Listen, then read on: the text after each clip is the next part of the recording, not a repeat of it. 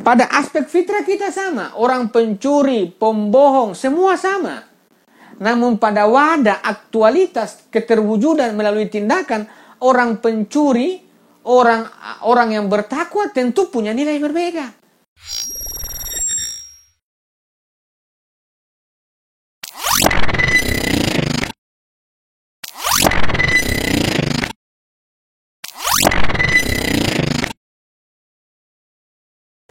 Bismillahirrahmanirrahim.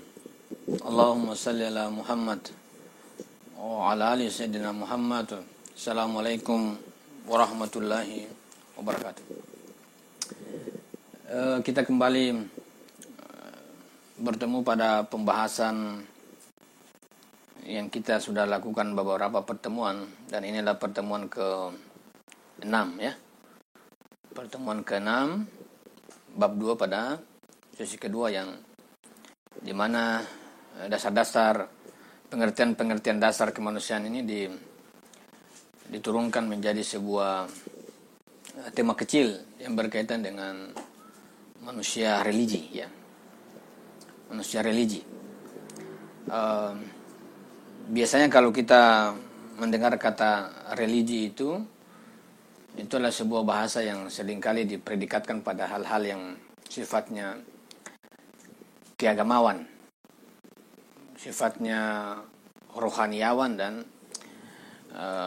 berbau hal-hal yang sifatnya spiritualitas. Namun pada kesempatan kali ini tentu kita melihat kerangka manusia religius itu dalam sebuah kerangka kemanusiaan kita. Kalau kemarin saya telah membahas bahwa kemanusiaan itu berkaitan dengan fitrah ya. Ini yang perlu kita dudukan pada malam hari ini, titik temunya. Fitrah.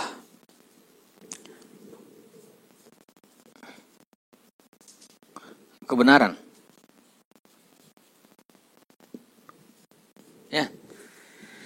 Jadi semalam kita dudukan, pada minggu yang lalu kita dudukan fitrah itu cenderung pada kebenaran. Ini basis yang paling awal berbicara tentang manusia. Metafora-metafora yang paling bisa dimaknai secara luas itu adalah berkaitan dengan fitrah.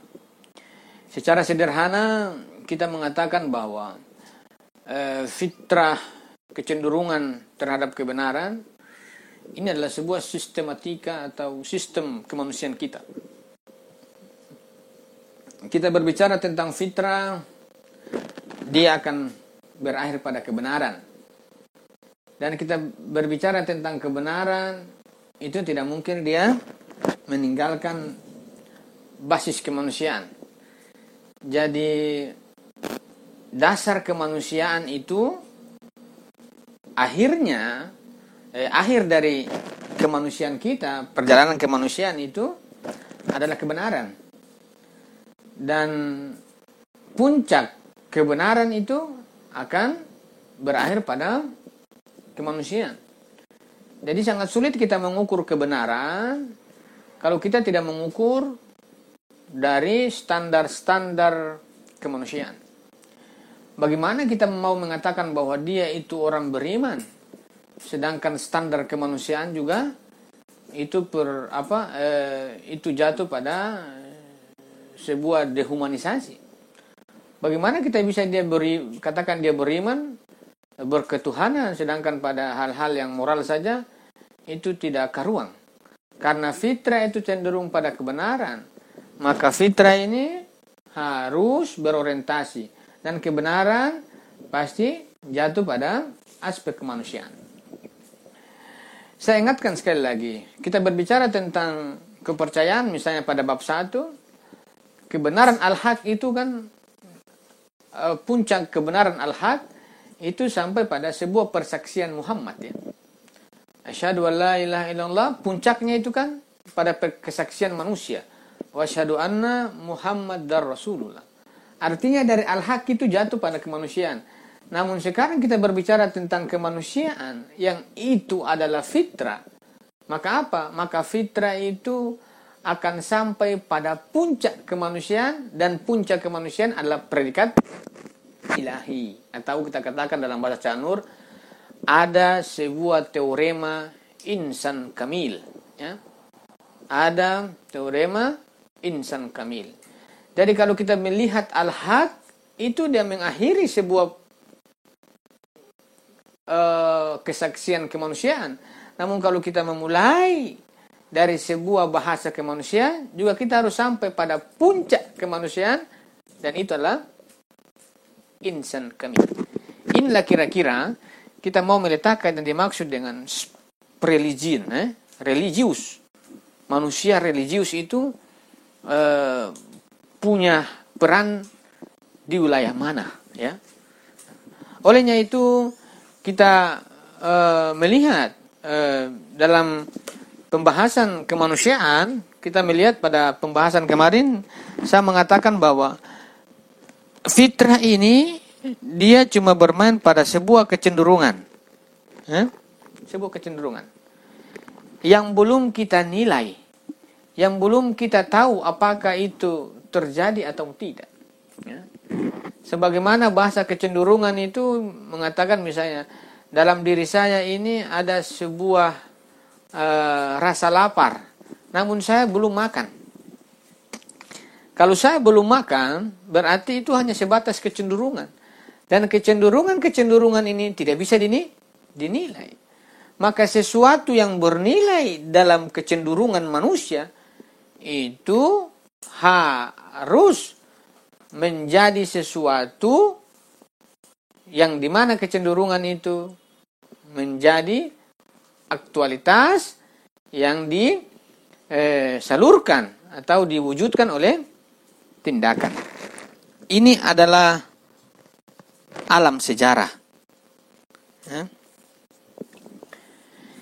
Jadi kecenderungan manusia, fitrah itu cenderung pada kebenaran, namun fitrah ini belum bernilai.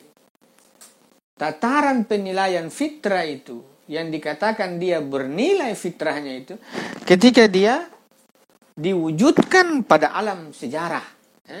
Pada alam sejarah. Maka apa-apa yang menjadi sebuah keinginan di dalam diri kita, itu sama sekali belum mendapatkan nilai pada realitas jika fitrah itu belum diwujudkan pada alam dan sejarah. Nilai kebaikan pada diri kita, potensi-potensi kebaikan pada diri kita, potensi-potensi kesucian pada diri kita, potensi kemuliaan pada diri kita, itu semua tidak bernilai jika tidak diletakkan pada alam dan sejarah dalam perwujudannya.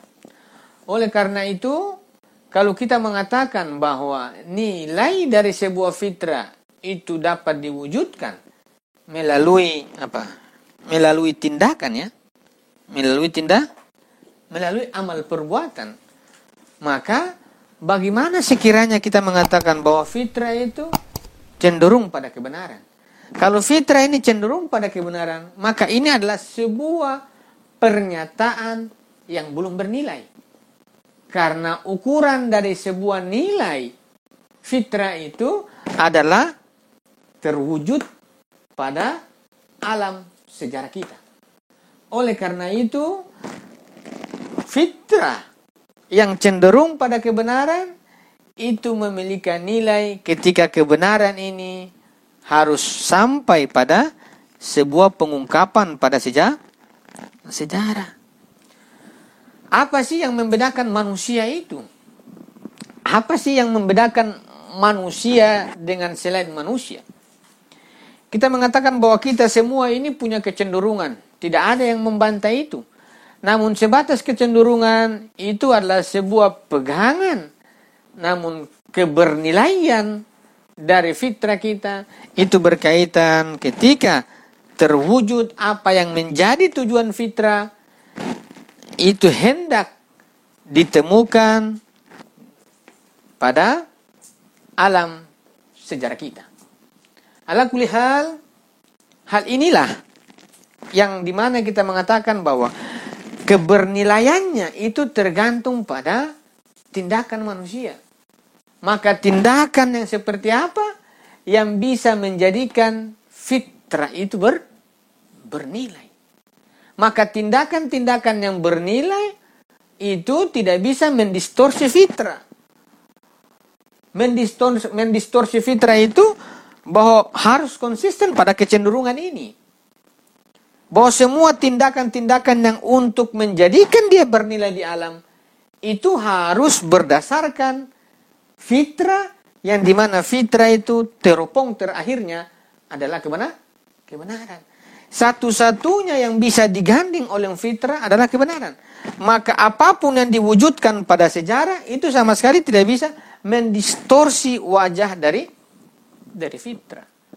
Dengan begitu, maka tindakan manusia, amal perbuatan manusia yang bernilai fitrah itu adalah sebuah tindakan yang bertujuan mengungkap kebenaran di sini, di alam dan sejarah.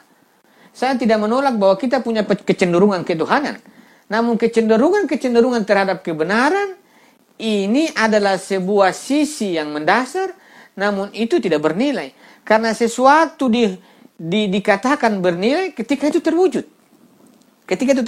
Terwujud. Maka, misalnya tadi saya katakan, kita punya keinginan untuk makan. Sekedar keinginan pada diri kita. Ini belum bisa dihukumi. Apakah baik atau buruk, benar atau salah. Namun ketika saya telah memakannya, saya telah meminum dalam bentuk tindakan, maka sesuatu yang saya minum dan sesuatu itu dilihat dan diacu akan ternilai dan terhukumi. Maka sebuah penilaian dalam realitas sejarah kita, dalam alam sejarah kita, yang dikatakan bahwa kecenderungan fitrah itu harus objektif. Maka kecenderungan fitrah pada kebenaran di alam itu mau dikatakan bahwa kebenaran kita bernilai, fitrah kita bernilai ketika dalam aspek alam dan sejarah itu diungkap. Ini titik penilaiannya. Di sini adalah titik membedakan manusia dari segala level. Pada aspek fitrah kita sama, orang pencuri, pembohong, semua sama. Namun pada wadah aktualitas keterwujudan melalui tindakan, orang pencuri, orang yang bertakwa tentu punya nilai berbeda. Maka kita tidak bisa mengukur orang dari fitrahnya. Namun kita bisa mempertimbangkan bahwa ada fitrah pada manusia, namun mengukur nilainya itu melalui sebuah tindakan yang punya acuan. Dan bisa diacu dan bisa diklarifikasi kebenarannya pada hal-hal yang bersifat objektif. Nah, oleh karena itu, dikatakan bahwa sesuatu yang memiliki nilai adalah sesuatu yang bersesuaian dengan fitrah. Dan sesuatu yang bersesuaian dengan fitrah adalah cenderung pada kebenaran. Maka kebenaran diletakkan pada wadah sejarah. Itulah melalui tindakan dia diungkap. Maka nilai dari sebuah tindakan kerja manusia itu harus bertujuan terhadap apa? Terhadap pengungkapan, terhadap pencarian kebenaran dalam wadah sejarah manusia. Maka almarhum Cak Nur mengatakan orang yang bertindak sesuai fitrah adalah orang yang memiliki tujuan tindakan. Untuk apa? Untuk mengungkap, menemui keindahan. Perhatikan. Keindahan, kebenaran, dan kebaikan. Perhatikan baik-baik. Ini Cak Nur mau mengatakan. Ini saya mau jelaskan. Di mana religinya manusia. Jadi fitrah yang suci ini mau diungkap kesuciannya. Fitrah yang benar ini mau diungkap kebenarannya dan ditemukan nilainya adalah di wadah sejarah. Perhatikan, di wadah sejarah. Di wadah wadah sejarah manusia. Maka tindakan yang bersesuai dengan fitrah, dan fitrah itu cenderung pada kebenaran, maka kebenaran pada wadah sejarah itu berkaitan dengan apa? Berkaitan dengan keindahan, berkaitan dengan kebenaran, dan berkaitan dengan kebaikan dalam wadah sejarah manusia. Kebenaran sebagai al-haq dalam sebuah orientasi fitrah, namun dalam wadah sejarah, kebenaran itu diwujudkan dalam apa? Dalam kebenaran, diwujudkan dalam kebaikan, diwujudkan dalam estetika. Ini yang digambarkan dalam NDP Cak Nur dalam pembahasannya. Oleh karena itu, penjelasan tentang kebenaran tujuan tindakan, kebaikan dan keindahan dalam penjelasan-penjelasan Cak Nur ini belum terkonfirmasi secara padat dalam buku kecil ini. Namun berkaitan dengan kebenaran, berkaitan dengan kebaikan, berkaitan dengan estetika, ini adalah sebuah penafsiran kemanusiaan. Nah, sebagaimana pada pembahasan awal saya katakan, Cak Nur mengatakan bahwa al-haq Allah Subhanahu wa taala itu tidak bisa diungkap oleh pikiran kita. Namun yang mengetahui Allah Subhanahu wa taala itu melalui wahyu, dan wahyu itu adalah berbicara tentang kenabian. Maka oleh karena itu yang berkaitan dengan tujuan fitrah dalam wadah sejarah, kebenaran, keindahan dan kebaikan, ini menurut dalam kacamata yang saya baca dalam tiga aspek ini, dalam klarifikasinya saya membaca pada penunjang sosialisme Islam Al-Syariati mengatakan kebenaran dan keindahan dan kebaikan ini adalah sebuah bahasa kemanusiaan. Sebuah bahasa kemanusiaan. Jadi kebenaran, keindahan dan kebaikan itulah ini hanyalah sebuah perjumpaan kita dengan puncak kemanusiaan. Dan ini kan yang kemarin saya katakan, kita sampai pada titik kenabian. Dari al-haq turun pada nabi, namun manusia memasuki ruang ini, dia akan bertemu pada pengungkapan kebenaran, pengungkapan kebaikan, dan pengungkapan terhadap estetika. Ini adalah tujuan manusia untuk dalam tindakannya. Namun kalau kita melihat, kalau ini adalah tujuan, kebenaran, kebaikan, dan keindahan, dan itu adalah aspek fitrah, maka kebenaran itu berkaitan dengan sisi pengetahuan, kebaikan itu berkaitan dengan sisi moralitas, dan keindahan itu berkaitan dengan apa? Berkaitan dengan estetika. Oleh karena itu, karena ini menjadi tujuan manusia, dan modalitasnya adalah fitrah, maka modalitas yang ada pada fitrah itu adalah terkait dengan pengetahuan, terkait dengan moralitas, dan terkait dengan keindahan, estetika. Oleh karena itu, modalitas pada manusia itu dijadikan sebuah lalu lintas untuk diwujudkan pada alam sejarah, mengaktualkan fitrah melalui pengetahuan, moral, dan estetika. Maka itu akan berakhir pada sebuah tujuan yang tercapai. Maka sangat berbahaya ketika orang mewujudkan fitrah pada alam sejarah, tidak dibingkai pada aspek intelektual, tidak dibingkai pada aspek moralitas, dan tidak dibingkai oleh aspek estetika. Maka tujuan, keindahan, kebenaran, dan estetika, keindahan itu tidak akan terungkap pada alam dan sejarah, yang itu saling terselubung antara kebaikan dan kepalsuan. Oleh karena itu, kita melihat bahwa untuk mengungkap ini, untuk mengungkap tujuan ini, baik kebenaran, keindahan, dan kebaikan, ini adalah sebuah pengejawantahan terkait dengan apa?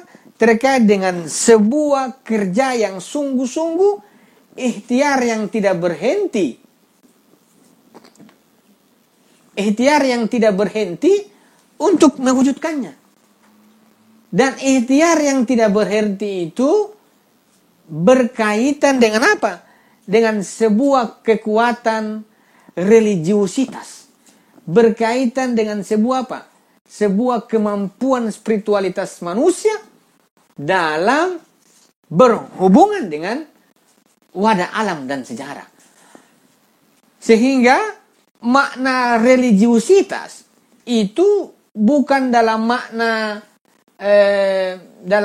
ekstase spiritual. Tidak. Religiusitas itu bukan dalam makna bukan dalam makna ateis spiritual, tidak.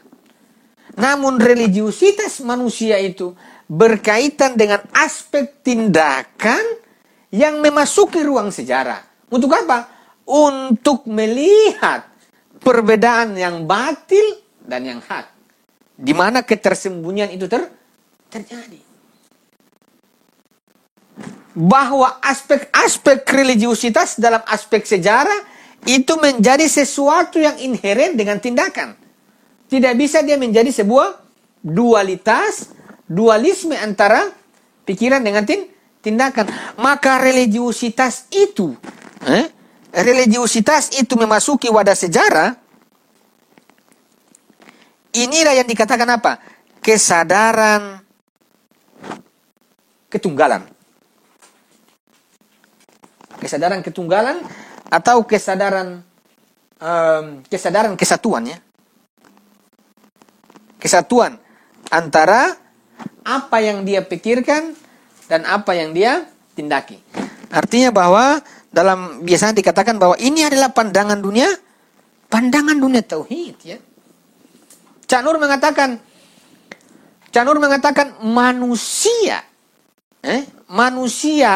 yang sempurna itu dalam makna religiusitas sesuai dengan aspek fitrah untuk sampai pada pengungkapan terhadap kebenaran, keindahan dan kebaikan yang dimana didorong oleh sebuah ikhtiar yang matang dan sebuah keyakinan yang kuat terhadap kebenaran yang dimaksud dengan religiusitas terhadap realitas. Ini adalah manusia yang sempurna. Manusia yang sempurna. Manusia yang berkehendak kuat. Manusia yang memiliki sebuah kesempurnaan antara pola pikir dan pola laku itu tidak bisa terputus. Antara agama dan politik tidak bisa terjadi dualitas. Karena apa? Karena untuk mengungkap sisi batin dari alam semesta yang kita katakan kebenaran yang tersembunyi itu harus berkaitan dengan kesadaran manusia terhadap apa? Terhadap kebenaran, di mana fitrah berkaitan dengan kebenaran. Namun pada aspek praktis berkaitan dengan amal perbuatan dan didukung oleh apa? Sebuah kemampuan keimanan. Religiusitas yang dihubungkan jiwa manusia dengan hal-hal realitas sebagai sebuah pandangan sistematik antara dia dan kebenaran ini bukan dua hal yang terpisah, bukan dua hal yang terputus. Maka pengungkapan itu menjadi sebuah keharusan amal perbuatan. Amal perbuatan. Maka religiusitas itu untuk menjaga konsistensi fitrah kita dalam menemukan ini sebagai sebuah ikhtiar yang tidak berhenti, itu pula harus didukung oleh apa? Oleh sebuah niat yang tulus. Jadi tindakan yang berorientasi pada kebenaran dalam artian keindahan, kebaikan dan kebenaran, kebaikan dan keindahan itu ditemui sebagai sebuah perwujudan fitrah manusia dengan kemampuan religiusitas yang matang, itu harus terwujud pada perilaku dalam bentuk penyerahan. Dalam bentuk penyerahan dalam tindakan itu dikatakan dengan aspek niat. Ya. Niat. harus meletakkan dalam tindakan itu ada aspek niat. Ada niat dalam konstruksi perbuatan yang sesuai dengan fitrah. Karena fitrah itu kan cenderungnya cuma pada kebenaran saja. Sedangkan niat itu kan sama. Dia hanya meletakkan semua tindakannya itu kurbatan ilallah. Artinya semua dilembahkan ke al-haq. Ke al-haq. Maka niat ini menjadi sebuah apa? Sebuah kemampuan, sebuah kekuatan manusia dalam berkehendak, dalam menindaklanjuti apa-apa dan semua pengabdian-pengabdian dia lakukan kecuali semata-mata hanya bertemu dengan kebenaran. Maka kebenaran dari manapun, karena diri manusia itu hanya berorientasi pada kebaikan, keindahan dan kebenaran, maka jiwa manusia itu akan terbuka. Jiwa manusia itu akan apa? Akan membangun sebuah dialog yang luas, terbuka. Orang-orang yang terbuka adalah orang-orang yang memiliki sebuah keimanan, religiusitas yang tersadari dengan sebuah tujuan fitrah manusia. Maka dia akan terbuka, ruang-ruang keterbukaan dalam jiwanya itu terbuka untuk menerima kebenaran dari mana-manapun. Menerima kebenaran dari berbagai aspek. Sebagaimana pada penjelasan awal, kata Cak Nur bahwa kemungkinan kebenaran terselubung pada kepalsuan itu ada pada setiap kepercayaan. Pada setiap elemen kepercayaan ada. Maka apa? Membuka diri untuk menjadi sosok yang terbuka itu harus didukung oleh apa? Kemampuan niat yang dia letakkan dengan kesadaran tujuan yang sesuai dengan fitrah pada amal perbuatannya. Maka orang-orang yang fanatik ini orang-orang yang tidak bisa diterima. Orang-orang fanatik ini adalah orang-orang yang menyusun kerangka keyakinannya tanpa basis religiusitas yang tersadari. Untuk merumuskan sampai pada titik ini, tentu akan berkaitan begini kan. Akan beririsan antara buruk baik akan bertarung. Maka apa? Ada sebuah kemampuan. Ada sebuah iman, spiritualitas, religiusitas yang disandarkan pada keimanan, yang itu diletakkan fitrah melalui amal pada tindakan sejarah, itu ada basis niat. Ada basis nih? Ada basis niat. Kenapa harus ada niat? Kenapa harus ada niat? Untuk menjaga sebuah orientasi gerak tindakan itu tetap terarah sebagaimana fitrah. Maka religiusitas itu adalah sebuah pandangan yang sebuah pandangan atau kesadaran tunggal antara dirinya dengan realitas sejarah, antara dirinya dengan kebenaran. Maka puncak tujuan dari tindakan adalah kebenaran, dan nilai dari kebenaran pada fitrah apa? Kebahagiaan.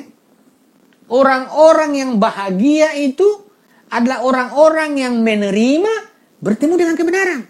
Jadi orang-orang yang bahagia itu bertemu dengan kebenaran, keindahan dan kebaikan estetika. Jadi kebaikan itu adalah hasil pertemuan dengan kebenaran, dengan kebaikan atau dengan estetika, bukan awal dari tindakan, bukan awal. Jika kebaikan itu adalah nilai dari fitrah yang telah dicapai dengan sebuah penemuan terhadap kebenaran, maka pertanyaan kemudian, apa menjadi awal muasal dari tindakan? Kalau kebaikan itu adalah sebuah efek yang diterima dari menemukan kebenaran, maka yang mendasari memasuki ruang kebahagiaan itu adalah sebuah perjalanan penderitaan yang tidak habis. Karena di alam sejarah ada tesis dan antitesis yang selalu bersama-sama. Maka derita itu, atau pada pembahasan tentang norma sejarah, harus sabar dan tabah menjalani itu untuk sampai pada kebahagiaan. Dan kebahagiaan itu nilai dari fitrah manusia. Dan manusia itu tidak mungkin orang tidak suka bahagia. Dia suka kebahagiaan. Namun kebahagiaan itu bukan ditemukan dengan apa?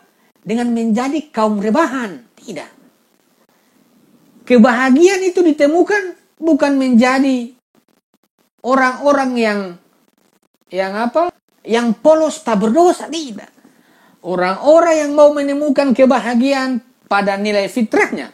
Orang-orang yang menjalani skema yang tertata secara menderita itu terus sampai dia menerima kebenaran dengan sebuah keterlepasan jiwa terbuka.